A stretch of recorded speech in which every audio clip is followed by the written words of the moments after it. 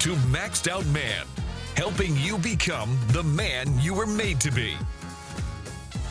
Hey guys, it's Kevin Davis from the Maxed Out Man podcast. This is episode number 49. I am here today with Dr. Brett Dellar. He's a keynote speaker, life mentor, and coach, health and wellness advocate, founder of the Momentum Revolution, and he's also been a chiropractor for 20 plus years. His bio says he helps people overcome their emotional challenges to live a life full of happiness and connection. Hey, I was looking at some of your stuff today. I really appreciate you joining me. I think you and I are on the same highway in similar lanes is kind of the way I would explain it. So, hey, welcome. Thanks so much for taking the time to be here. Thanks, Kevin. Thanks for having us. It's great to be here and I appreciate the opportunity. Hey, if you will, just kind of walk through, that's your kind of LinkedIn bio, right? Kind of the highlights of that. But we always want to I always like setting the stage because we have a little bit of time here just to get your backstory and kind of how you got to where you are, kind of the passions for what you do and kind of your full story, really, just to lay that foundation for us. Okay. Yeah. Thanks, Kev. I had a very blessed childhood in a lot of ways. My parents are still together, loving, caring, supportive, nurturing, all that sort of stuff. And I was very lucky that I had that foundation growing up. Very, very blessed. And I left school, ended up becoming a police officer for about 8 or 9 years, including a couple of years as a detective, which I really enjoyed, most parts of it. But it wore me down because all I saw was a negative side of life for a long time. And I was a little bit lost in myself at that period of time. And about the age of 29, 30, I pulled the pin on that and didn't know what I was going to do. Ended up doing a few other bits and pieces for a couple of years before at the age of 35, I went to uni and started studying as a chiropractor. And have been doing that, studying and working as a chiropractor, like you said, for the last 20 years. But it wasn't, and then the last 6 years or so, I've been working in the personal development space, the life coaching, etc. But it wasn't always just a smooth sailing. Like everyone's got their own journey, everyone's got their own story. And for me, I had some childhood trauma at the age of 6 and 7 when I was sexually abused by a neighbour. And I kept that to myself for many, many years until I was in my, I think I first told someone I was about 22, 23, and then didn't really go and see a counsellor until I was about 27, 28, which coincides just before I left the police force. And that, not dealing with that particular issue, the emotions that were tied to it, for such a long time, the shame, the blame, the guilt, the self-blame, the embarrassment, etc. It really controlled me emotionally without me knowing it. And I went through these periods of depression for basically 30 years. From my late teens onwards until I was 50, I just went through these cycles of depression. And I really struggled, even though everyone thought I was this, successful, happy, great marriage guy. But behind it all, behind the scenes, behind the masks, was this bloke who was really struggling, didn't like who I was as a person, and just really, really struggled. And I got to the point where I decided I had to try and do something about it. I listened to a book, and books have been a little bit of a theme for me throughout my life. They've sort of changed the direction of my life, and we'll probably get into that a little bit later on. But I decided that I had to do something, and I just started listening to self-help books. And bit by bit, my mindset changed. Ended up doing a life coaching course, and in my first month of doing that, I had a very good mate of mine who's a good mate now. He was just a colleague in the classroom at the time. He just asked me a series of questions, and he basically called me out on my shit and said, "Mate, you've got this secret you don't want to talk about. You've got this issue you don't discuss. You've obviously suffering from some mental health challenges." And I'm just going, yep. And he just said, "Mate, are you sick of living like that?" And it hit me like a truck. And I went, you know what, I am. And it was at that point I knew my life was going to change. I didn't know how. And every time I talk about it, even now, I've just got goosebumps because it changed my life instantly. And I ended up doing a men's workshop. I traveled across the other side of Australia, 5-hour flight, 2-hour drive up the coast, and did a workshop with 50 other men. And that 3.5 days changed my life. And I just became obsessed by personal development work. I was doing workshop after workshop, online program after online program, and found who I was. I found who I was as a person. I started believing myself again, loved myself for the first time in my life, and get to the point now where it's like I just want to help other people in that same space, because it's a horrible space to be in. And when you live in it for such a long time, when you don't have to, when you realize you don't have to be there, it's, it changes not only your life, but all those around you. And it's such a beautiful and a powerful thing. Just very, very blessed to be here in this space right now. Wow, there's a lot. I can relate to a lot of that, and I'm curious about a few things. I want to kind of follow up on some of that, but I kind of grew up in a very volatile childhood, kind of no sexual abuse, anything like that, but divorce and alcoholism and drug addiction and all that stuff. I moved 8 or 9 times in the first 7 years of school, and all of these things.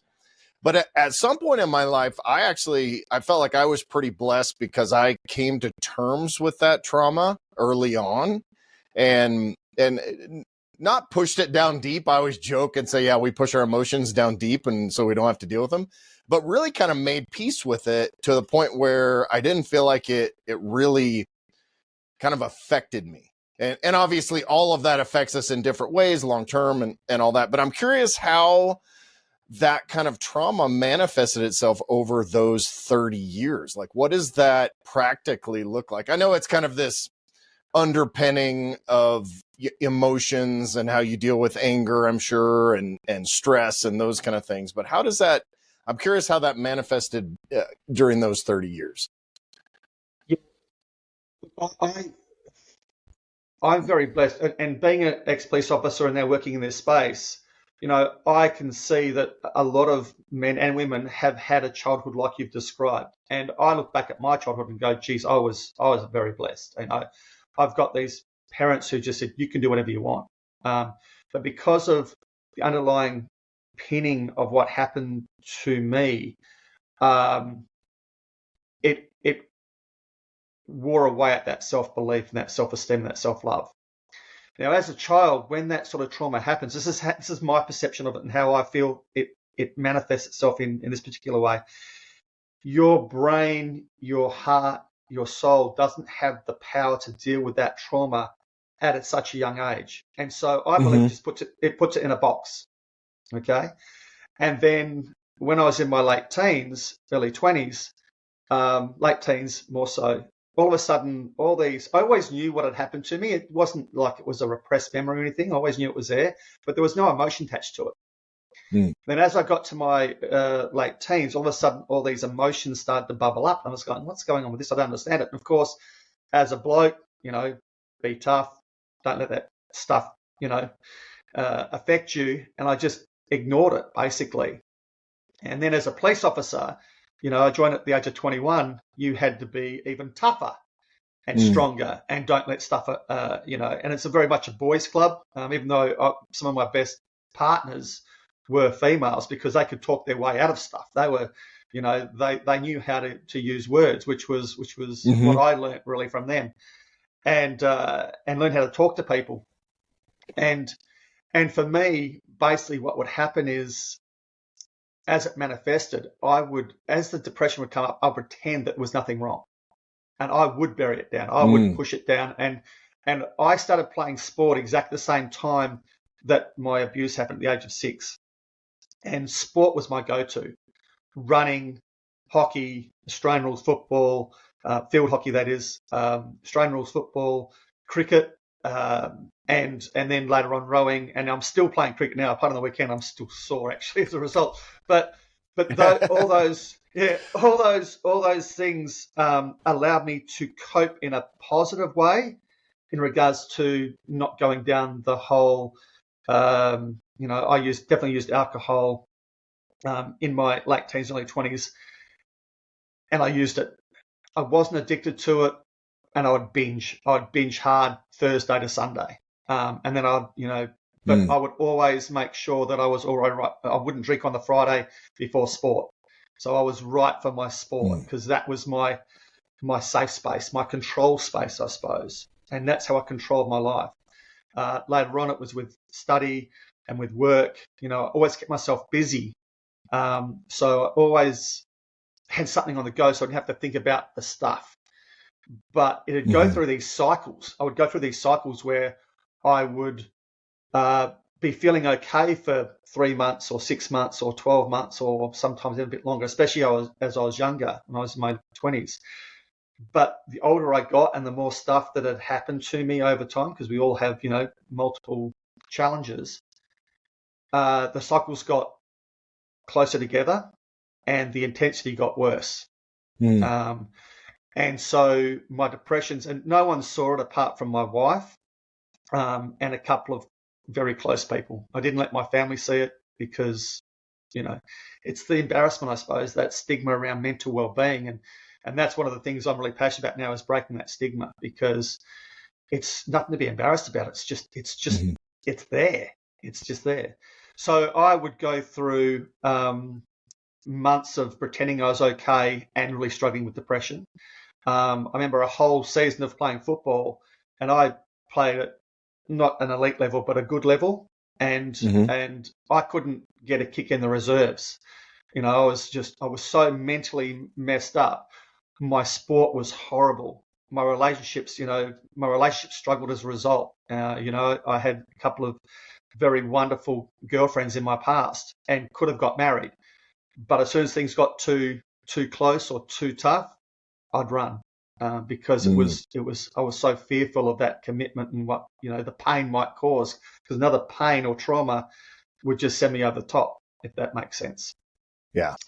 So it's almost like from what I understand, a lot of people will kind of fear not only telling people, but telling your family and getting close to people and making that commitment, because at some point you have to have the conversation that goes beyond, hey, how are you? Oh, I'm fine. Right. Like that.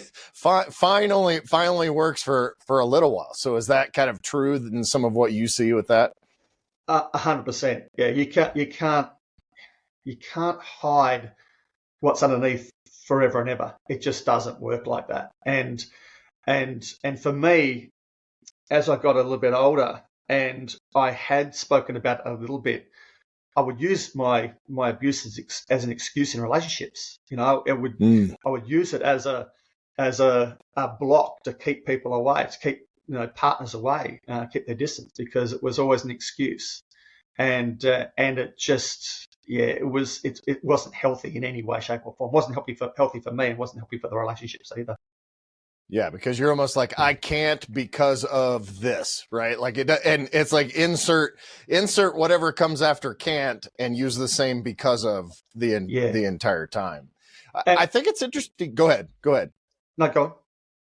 Oh, I was going to say, I think it's interesting that you're talking about depression in terms of how it affects performance, because I think a lot of times we don't really define it that way. And I honestly think that that's something that men can identify with a little bit better, because a lot of times depression, and I suffer from seasonal affective disorder.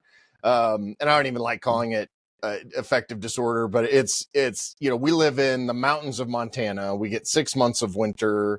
We have almost, everybody has low vitamin D here and all that. So, but it's more of like this general malaise and lack of motivation versus, actually affecting day-to-day performance. And I think your point about sport and actually not being able to perform at that level because of the underlying depression, I think that's actually something I've never really thought about. And I really think that's interesting. And I've heard other people speak and they could perform no matter what. But I think in general, and I'm talking about elite people in their sports, respective sports. But for a lot of people, it affects the way we work. It affects our quality of work. It affects the way, for sport. At one point, was been married for 5 years. Probably 5 years at that point in time, and it was affecting my performance in the bedroom. I just could not, because I was in such a bad place. It was just no, it affects everything. And until you step back and see it from a different perspective and understand things, and this is where I come from a lot. It's like, I call it the struggle bubble. When we're in that struggle bubble, all we're trying to do is keep our head above water, and we're just trying to survive. We're trying to get through each day as best we can with the tools we have. And often we don't have many tools because we don't want the tools, because we're afraid of whatever may happen. And once we can step out or have someone help you see things from a different perspective, then all of a sudden we can start to put the pieces of that puzzle back together again. And for me, looking back now and seeing all those parts of the puzzle, it's like, oh my God, you put up with this for such a long time. Why? And when I had that breakthrough, those breakthrough moments, I don't regret anything. I don't regret anything that happened to me. Because I'm in such a good space now. It's allowed me to become the man I am and the person I am. But there was always one nagging thing for about 6 months. It's like, why didn't you do something sooner? Why didn't you work on it sooner? Why didn't you weren't you better? What have you missed out on by not doing things, when you were 20 rather than you were 50? And I had to really come to terms with that and be at peace with it, because it's like, you weren't ready. You know, all this struggle you've had for all these years has allowed you to be more empathetic now, more understanding, more of a more rounded person as a result. So, once I got through that, it's like, you know what, there is no regret. It's just my journey, and this is just my pace of my journey. Everyone's pace and journey is different. Yeah, and I think we get placed into the timing and situation that we can best serve in and kind of best deal with it. I use a couple of phrases: either work with what you have, work with what we've got, right? No matter where that is, and start from where you are. Right? You can't really go back 30 years and start there, because you're not there anymore, right? Like, so you don't really have a lot of choices. So the regret, becomes something that is a little bit of a challenge to deal with, because it doesn't ultimately help you to be very productive. Exactly the opposite. It holds you in the past almost, and like you said, you have to start from now to move forward. You've got to let go of that stuff and and everyone has their own way of doing it, whether it's through counseling or workshops or reading books, or, just some people just have this capacity just to work through stuff and come out the side. And, for those people, I just take my hat off to them. It's just like, because it's hard. But at the end of the day, and this is the secret, I think, to everything we do, no matter what it is, whether it's personal development, overcoming our challenges, we have to do the work. You just have to do the work. If you don't do the work on yourself, then nothing's going to change. And that's the secret. Having support and having people guide you and hold you accountable, absolutely. But you still have to do the work.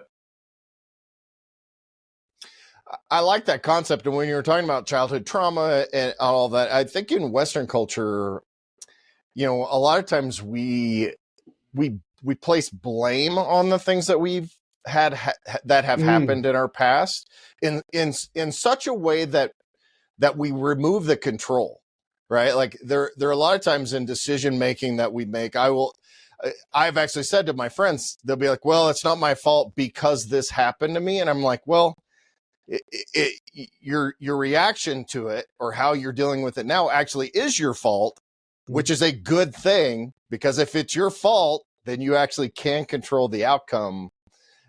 Whereas if you have no control over what happened, then you have no ability to control the outcome. And for me, that control, I hadn't seen my perpetrator for 44 years, and he was still controlling me emotionally. Oh, wow. He was, without me knowing it, he was still controlling the way I thought and acted and behaved about myself. And I was still living this life because of what had happened to me. And what I had to learn was, and what I learned along the way was, I thought my my trauma was who I was. I thought it was a part of me. And it wasn't till I got to deal with that trauma in that really powerful way that I took control of my life back. I took control from my perpetrator and went, you know what? You have got no control of me anymore. You are out of my life. And once I did that, I realized that that wasn't who I was. It was what happened to me. And Right. once I could make the distinction between those two, I could move forward much, much quicker. It was still a roller coaster ride, but it was much, much quicker. But the fear of having to face that and the emotions behind that, I mean, I'd walked into a office building, a council chamber building, which is like a shire or county, I suppose, where you guys are from, and a gunman had walked in and started shooting up the offices and shot and killed someone. I went into that room, into those offices, and I was in there for 5 hours with some colleagues, rescuing people and looking for the offender. Now, every time you opened a door, there was a chance that you're going to get shot and killed. And the fear of that was not as great as the fear of me having to face and confront my emotions from my perpetrator. It was the most terrifying thing I've ever had to do, was actually confront my emotions buried for 44 years, and it was walking through that door that day. And can you explain why? Like, is it something you can put into words? And again, we're kind of a little bit of talking about control. Like when you're walking through that door, you've been trained. Yep. You know what to do. You know procedure. Even though you don't know what to expect, you do have a certain amount of control, right? Exactly. You have your colleagues with you. You have each other's back. You have, like you said, you've been trained. You know what you're meant to do and how you're meant to do it to a certain extent. And like you said, you don't know what the unknown is that will come from that. And so you've got this structure in place. You've got this format to work through as you go through from room to room, for example. And the brain, the body, the soul, whatever it is designed to keep you safe, the fight or flight. Now, when it comes to a snake or heights, boom, I'm out of there. I can run. Okay. Right. Then that's what we do. Or we fight, whatever we do. When it comes to this particular situation, I wanted to run, but you were trained and you had control where you go, okay, I have to do this. I have to do this. And so you do what was necessary in that moment. And the brain is designed to keep you safe and have this fight, flight, or freeze mode. The brain, and there's a guy called Alan Fogel who's a PhD, and he did some tests on a functional MRI machine, which allowed him to see the brain in real time activate. And so he knew what the people's fears were. So he put them into this MRI machine and he stimulated them with their fears, their physical fears. And what he found was that certain parts of the brain would light up. He then put them back in again afterwards, all these people, and then stimulated them with their emotional fears. And he found the exact same parts of the brain lit up. And so by doing that, he surmised that the brain can't distinguish between emotional fear and physical fear. And so when you have the physical fear, like walking into a building where there's a gunman or a snake or heights, whatever it is, the body can react and run or hide or fight. When it's emotional fear, where can you run? Where can you hide? Where can you fight? You can't. It's in there. So what does the body do? It buries it, it hides it, it numbs it. Unless you face it and deal with it in that moment, which means you have to embrace your emotions, embrace your fear, embrace your pain, embrace your grief. Okay? And a lot of that stuff is really hard for people. So we tend to ignore it and bury it.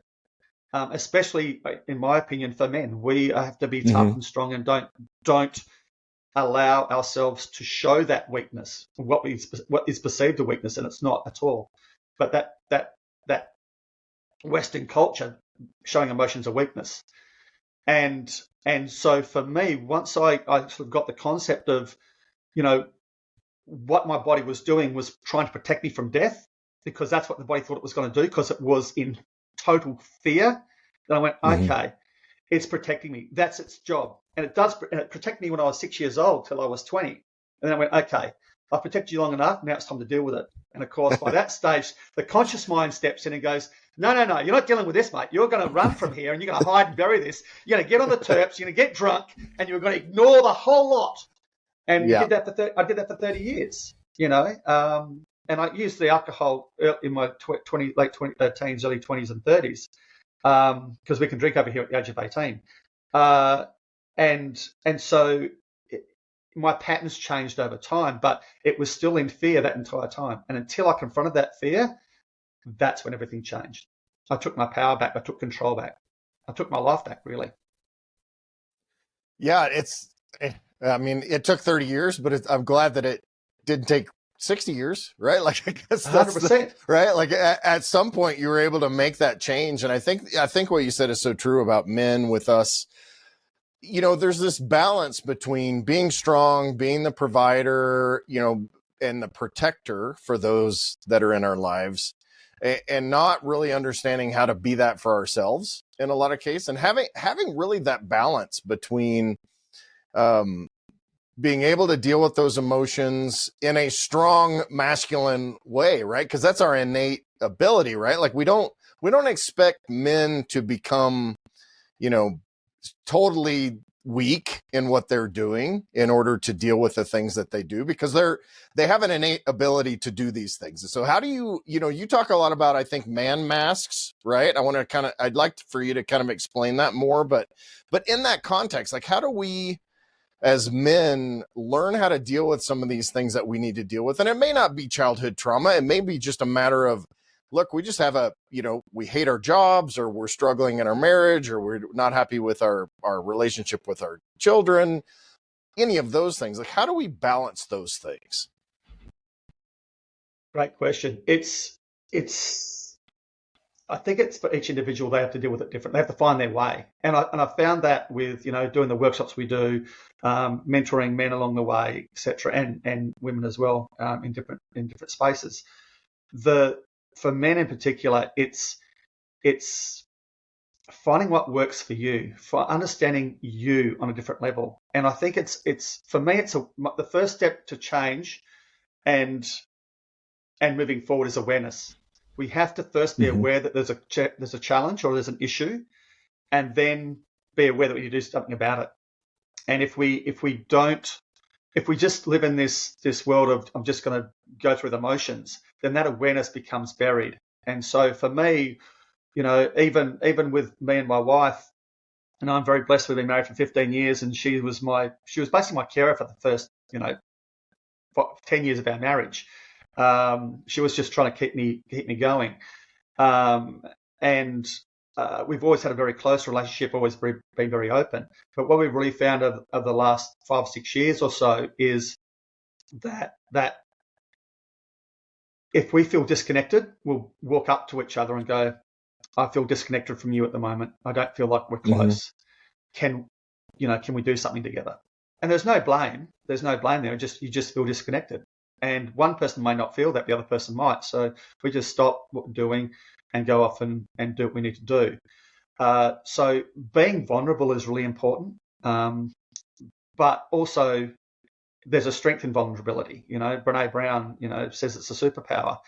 And I 100% agree with that. It's about finding what that balance of being vulnerable, but still being strong and independent in yourself, and finding your own voice and sticking by those beliefs and values that you have, and standing up and protecting your family and your friends, and speaking out when you need to speak out, because that's what the strength is. But the strength is also being vulnerable when you need to be vulnerable, and finding the balance between the two.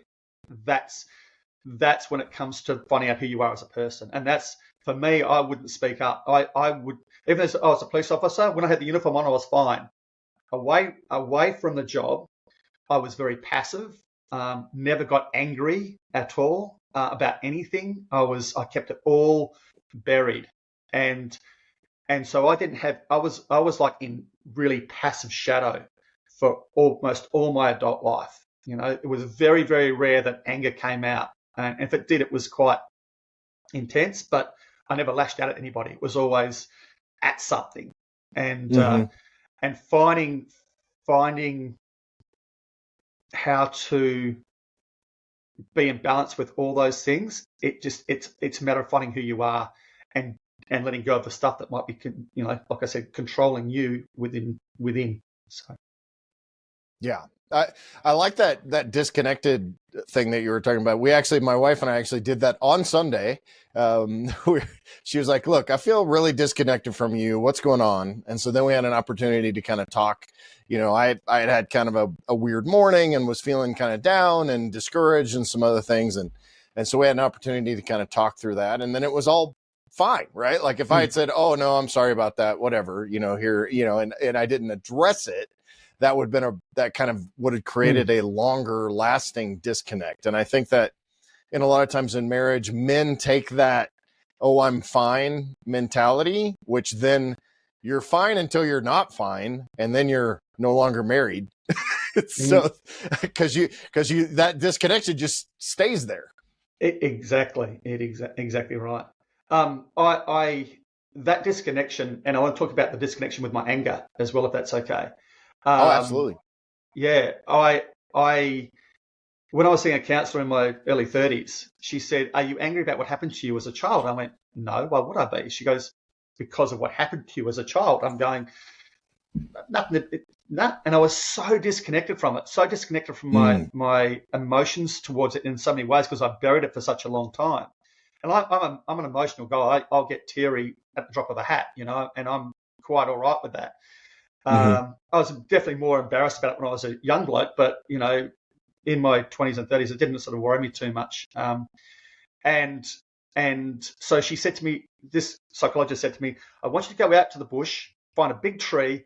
I want you to yell and scream at it as much as you can, and let out all your anger." And in my head, I'm going, "Are you kidding me? Come on!" And anyway, I agreed. I thought this is going to look stupid. And so I was in the northern suburbs of Perth, here in WA, Western Australia, not Washington, and I found this bit of bush. I was up there doing some work, found this bit of bush, and I said, "Okay, now's the time." So I walked out, found this big tree, this big jarrah gum tree, and asked permission. "Can I please let all my anger out at you?" And it didn't say no, so I took that as a yes. And so for the next 4 or 5 or 6 or 7 minutes, I yelled and screamed at this tree with all my might. But there was no emotion behind the yelling and screaming. Occasional car drove past, and so I had to hide behind the tree so they didn't actually see me, because they would have called the police and go, "There's some nut around here yelling at a tree." And I felt a little bit embarrassed, a bit silly, but I did what she said. And there was no emotion attached to it. All I got was a sore throat from yelling and screaming. And she asked me how I went. And I said, "Well, there was nothing there." And she goes, "There is, and it'll come out one day." And fast forward to when I was 50, 18 years later or thereabouts, and I go to this workshop, and they press the right buttons, and guess what came out that day? Oh my God! Yeah, all of it, right? In one big monstrous explosion, and it wasn't just anger; it was pure white rage. It was pure white rage, and it would just explode at me for I don't know, 10, 15, 20. I don't even know how long it was for. It just kept coming out, and then the next day, some more came out, and when it came out the next day, I was doing some breath work.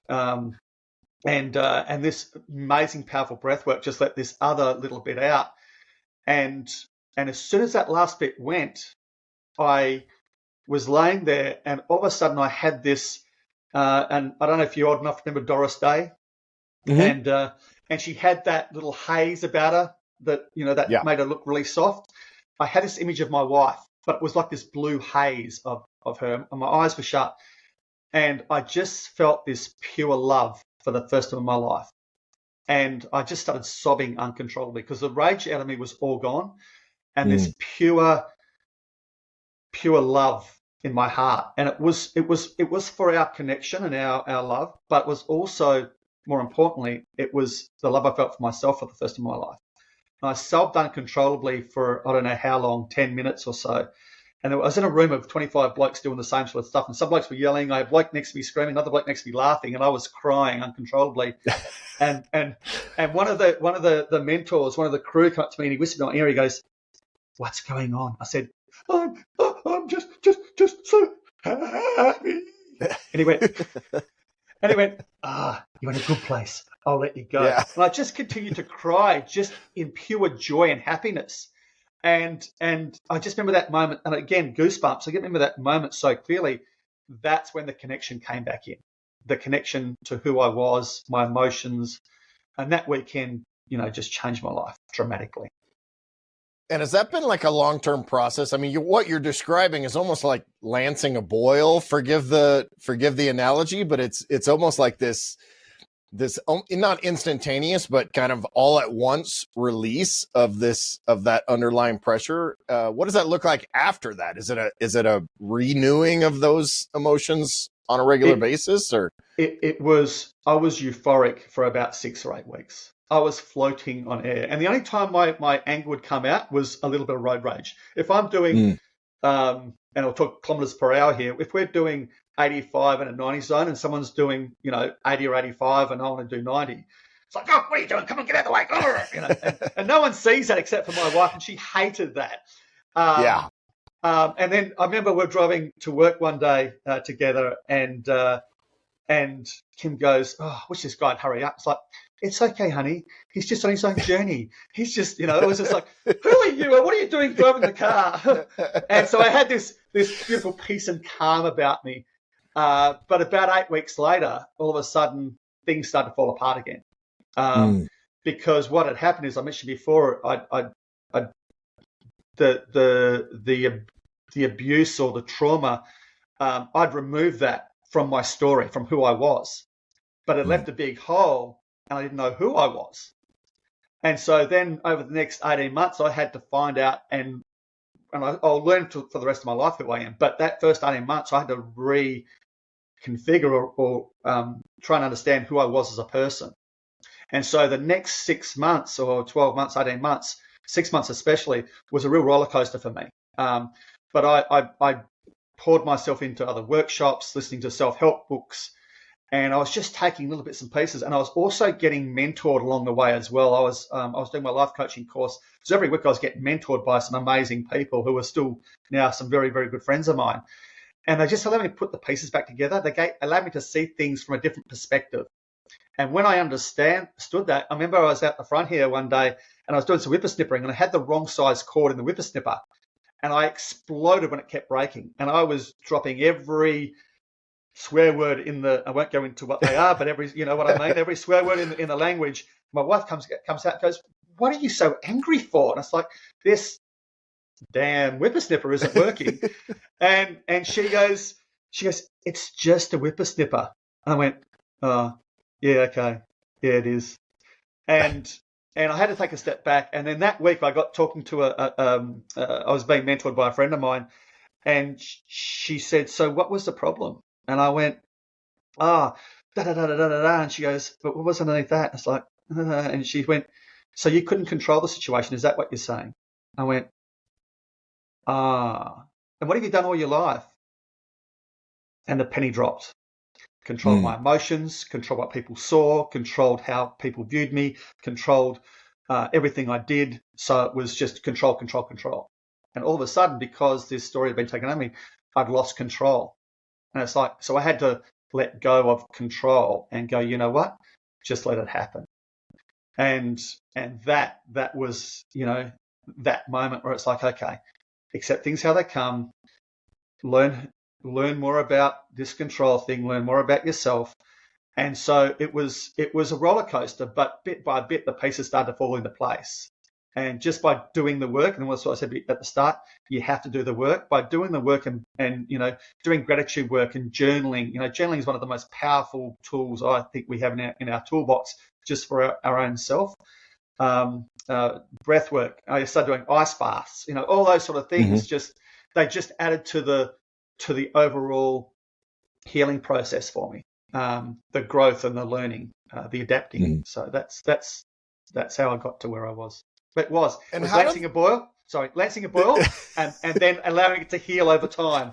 So right, and trying not to pick at it, right? I guess that's a yeah, little bit. yeah. And I think the machine that you described, by the way, we would call a weed eater, just for my Okay. U.S. audience. Yeah, Yes. my U.S. audience here. So if you put the wrong line in, it constantly breaks and all that. But now, what is that? So practically, what does that process look like as you're doing self-help books and getting mentoring, and like how are you filling in? So you've got this huge hole, because I'm trying to give people kind of a practical sense. Like if you find this hole, obviously you need to get to that point where you're identifying those issues and learning how to relinquish control and be vulnerable and find that. But how did that process work in terms of filling in that gap without just, because I started thinking, what a lot of men I think do is kind of put on a new mask or put on this new, like, okay, this is who I am now and this is who I'm going to be, but it may not be the true you. So you may go through multiple stages of that before you find yourself. And I'm curious how your process of filling in that hole and that gap actually worked, and what advice you give to your own coaching clients. Oh, great question. Wow, that's a great question. The process, for me, it was just small steps. It was just being persistent and consistent every day, and I listen to self-help books. I don't read them. There's a couple that I have gone back and bought and read because I loved them so much. The one that changed, there was two that changed my life. When I was in the police force, I read The Way of the Peaceful Warrior by Dan Millman. I went back the next week and resigned. And then the other one was, which started me on this next journey of my life and listening to self-help books, was The Compound Effect by Darren Hardy. And so I've got all these, 80, 100 plus books on my phone that I listen to, and some of them were great, and I listened all the way through. Some were just halfway through, I just had to cut them off. They just weren't for me. And just by reinforcing the positive stuff, I think for me on a regular basis, because that little voice in your head can really take control. The non-believer, I call him Joe. Joe's on my shoulder. Joe can get on my shoulder and start talking BS and bringing me down. And so I had to learn some skills on how to deal with stopping the voice, reinforcing the positive, always being proactive with the work I did. Kim and I haven't listened to the news for 10, 15 years. We don't listen to any news at all. Occasionally on the radio on the way to work, but that's it, because every time you turn on the news channel, it's nothing but doom and gloom. Which we read a newspaper, it's the same. And so we try and, we love comedies, so watch a comedy series. If you haven't watched Ted Lasso yet, watch Ted Lasso. Have you seen it? Yeah, Ted Lasso is great. We watched all of that. It's one of the best. Like, again, I'm not a big crier, but you get me in front of a Ted Lasso or something like that, and I definitely cried a ton during those episodes. And it's just a great lesson about how, if you fill your life with positivity and a positive outlook, even though you've got challenges, it'll help you grow and learn, but also the impact of those around you, your family, your friends, your community, and for that particular show, obviously the footy club and the community around that.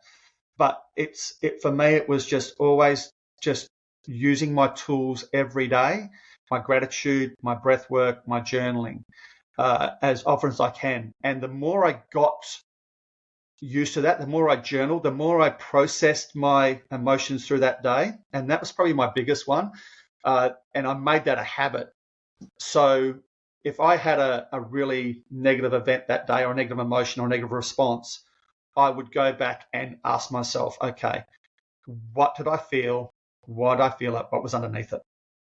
And by asking, and then what was underneath that? What was underneath that? What was underneath that? And by doing that time and time again, I would understand why I reacted that way, why I responded that way, why I thought or felt that way.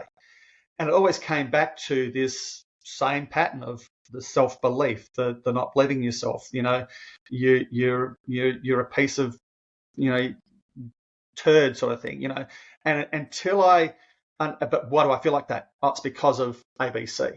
It's because of 1, 2, 3, whatever it was. And once I understood where it came from underneath it all, rather than just skirting over the surface, that's when it really started to hit home for me. That was one of the most powerful things.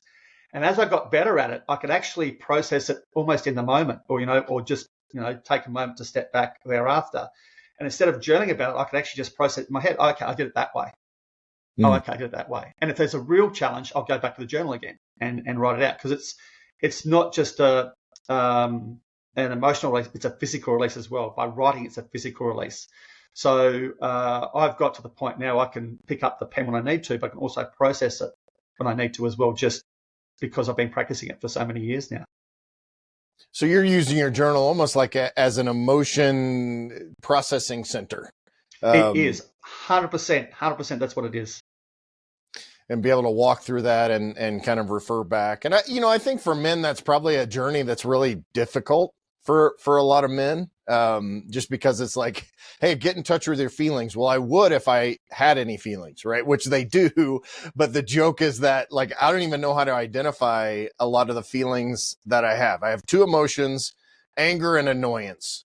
Yeah. So those are, that tends to be the way that, but how do you coach men on how to kind of, and I don't even want to say get in touch with your emotions, even though that's kind of what we're talking about, but really to kind of begin to identify some of the ways that your emotions affect your life. How do I coach them? It's for me, it's about perspective. It goes back to perspective and awareness. Why do you feel this way? Where does it come from? Why are you angry? Why are you frustrated? Why are you what do you feel this way? What do you behave this way for? And a lot of times it's a defense mechanism. It's a survival mechanism. And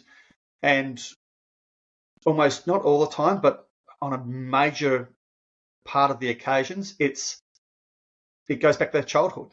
We learn our survival mechanisms as a child.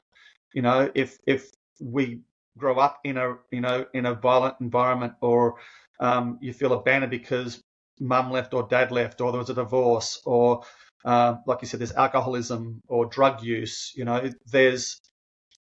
have to, and I remember speaking to some men, and they'll go to their father, and their father, they want to play with them, they want to get a cuddle or get a hug and just feel like they're that connection with dad, and they'll be reading the paper, go, leave me alone, go away, be seen and not heard, sort of thing. And so every time that happened to them, they felt this pain, this rejection. And even though the dad may not be wanting to do that or do that deliberately, that's what the child feels. And so if that happens often enough, the child will go, well, I won't do that anymore, and I don't want to get hurt anymore, so I won't go up and approach him anymore, because I don't want to feel rejected and the pain. And so all of a sudden they push down that and those emotions. And so guess what happens every time they feel pain or emotion or rejection or something in the future? Okay, I won't do that again. I'll step away from that. And so all of a sudden there's this pattern going on of how they react and behave to certain situations, because it's been ingrained in them since a young child. And that's just one way, one example. But these survival mechanisms become ingrained in us, and we don't even know they're there. And so one of the things I try and do with the men that I mentor is try to understand why they act or behave the way they do, and then understand the feelings behind it then. And once they do that, and the penny drops, they can then see a pattern throughout their life about what they've done. And it's honestly, and I don't know if this is going to be seen or just heard, but their physical facial reaction is like, oh, their eyes open up, their jaw drops and goes, oh, I get it. Oh my God, I've done that all my life. And when they see that, then they can actually start to find their emotions in their own time. They can start to put the pieces together again. And I think that's probably, for me, that's my, you have to get to the bottom of it. That's the way I find it. You have to get to the bottom of the problem and understanding why you act and feel the way you do. And it's because it's been ingrained in us. Why we respond the way we do, why we react in a certain situation. It's our defense mechanism. It's our survival mechanism, because otherwise we would be in pain all the time. And as a child, we don't understand it until, we get some support when we get older, because we're not taught any of this stuff as a kid. We have to find our own way in this space. We don't get taught any of this stuff, which is really sad, and for me, the education system, I don't know what it's like in America, but in Australia, they're looking, even as young as 5, they're going, they have to get better marks. It's like, no, they should you should be creating more and having fun and learning by using their hands and playing and, finding joy and learning what it is, building resilience. Because, this whole thing about everyone gets a prize, that doesn't work in the real world. And this is just my opinion. I know everyone has to be included and feel needed, but you don't get rewarded unless you do the work. And some people are great in some things, and sport's just one thing, but other people are great at working with their hands. Some people are great at talking to people. Oprah is the best person in the world for that. She was brilliant at it for 40 years. You've got to find your niche at what you're good at. And by just working at school on books and paperwork is not how you find what you're good at or can be creative at, etc. So in the US in particular, especially post COVID, it was like we homeschooled our kids from about 5th and 6th grade throughout, and they graduated from high school at 17 and finished all that stuff. And that's been a more growing trend, a more popular trend now since COVID, because everybody was at home anyway, and they figured out that this Zoom learning thing was destroying their kids. And so it's been more of a movement, which I actually think is great, not because there's, huge deficits in the public education system. It's just the nature of what it is. But it's actually really helping kids learn how to be humans, learn how to be adults, and learn how to be functional members of society, which we don't 100%. Teach them that stuff in public school. It just as a general rule, right? So they've got a box they have to work into, and I get that, but at the same time, we have to maybe a little bit more creative in that space for our kids, for the next generation. Yeah, 100%. It will be. It's interesting and scary, kind of this next generation that comes up. Because you and I are similar in age. I'm about to be 51. You're probably a few years older than me, but based on what you're saying, but like we didn't grow up in the everybody gets a trophy kind of thing, So we almost had it on the other side of the continuum where, tough love, rub some dirt in it, don't cry, those kind of things. But now we're on this other side, which is get rewarded for literally breathing. And so it's like at some point, hopefully we'll get kind of towards the middle. That would be kind of a great place to be. 100% agree. We have to get in that middle of that. Everyone gets, a participation award, but you also go, but you guys were the best. 1, 2, 3, you won. You have to have that, I think. But yeah, that's something for people much smarter than me to work through with much more intelligent power. Yeah, me as well. So if I just want to, I want to be respectful of your time. I say that a lot on these podcasts, but if we're just giving kind of the guy that's listening to this is like, yeah, I can kind of recognize some of these things are going on, or I may have some patterns, but I don't really know where to start. What kind of advice would you give practically, to reach out to a coach like yourself or other coach that might be, more well suited for them or whatever, obviously, but kind of give me just a few little pointers that you would tell just your basic intro client, like getting started along this journey. For someone who's looking to get started? Yeah, someone that's like, okay, I'm a guy that, I really can see some patterns in what I'm doing, or I've been facing a lot of depression, or I'm angry at my wife, or all of these things. So I know that there's something going on, but I don't really even know how to start figuring out what's going on. I honestly just reach out to someone who resonates with you. Whether it's a life coach, whether it's a psychologist, a mental health professional, even a family friend or a mate, someone who is emotionally open to talk about that sort of stuff, who has got some sort of understanding and who's just prepared to listen and support you. You have to find someone, I think, that really resonates with you. I think that's the secret, because if you don't, it's going to be tough to be your authentic self, and to really, because you'll be unloading stuff that you probably may have never unloaded before, and that's being very vulnerable, and you need to feel safe in that space. So finding a safe space, a safe person, someone who you resonate with, and then just being courageous to do it, because it takes courage to take that step. It takes a lot of courage, because we put, like you said, we put on our masks and pretend everything's okay, but we need to take that mask off for that little period of time and go, okay, I'm just going to be raw. And sometimes you don't know what that looks like because we've never been there before. But taking off that mask and just stepping forward is really, really important.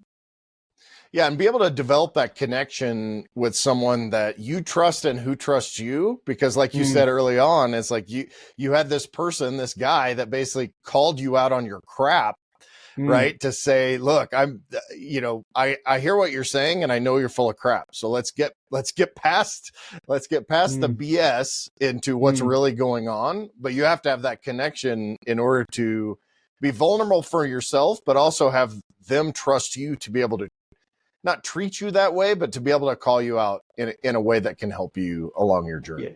Yeah. In a positive way. It's asking finding people who will ask the right questions. It's not about, being abusive, or it's all about questioning. It's, and just asking the right questions at the right moment to get you to see things from a different perspective, because it's your story. It's not the person who's in front of you. It's not their story. It's your story, and they're trying to help you understand your story and your journey and your emotions behind it and where they come from. It's calling it out in a really positive way that will empower you. That's the most important thing. They're trying to empower you to find your path. Yeah. And for everybody, that's different, guys, especially. It's, you may need someone that's a little bit more like you personally. A little more tough love works great for you, but it may not. It may make you feel like crap and like completely retreat. So you got to, build those relationships and try to find someone that can lead you down that path for sure. If people want to reach out to you, if people want to see more of what you do, I know you got some TED Talks online that I saw and a lot of great content. So how do they reach out to you and find you? We've got a website, themomentumrevolution.com. And I'm on Facebook, Dr. Brett Dellar. I'm sure you'll put a link up there. That's probably the best two places to find me, on socials, Instagram and Facebook. I am on Twitter, but for some reason I've been locked out of that for the last week or so, but I'm sure I'll get back on there at some stage. Does it keep asking you for your password? It keeps I noticed on my pass, it did the same thing to me. So I think maybe Elon is just tired of dealing with people, so he's just kicking everybody off all at one time. Yeah, that's what it is, and I'm just too confused. I need my IT specialist, aka my wife, to help me work through that and try and get back on again. But yeah, so Instagram and Facebook and obviously the website Momentum Revolution. Okay, perfect. We'll get that out. Dr. Brett, appreciate you taking the time and spending some time with us. And I'll put that information on there. So if you guys want to reach out and kind of learn more about what he's got going on. So I appreciate your time, man. Thanks, Kevin. Much appreciated. Love speaking to you. Really appreciate the conversation. Me too. If you're looking to really maximize your life and become the man you were made to be, head over to maxedoutman.com and get your journey started today.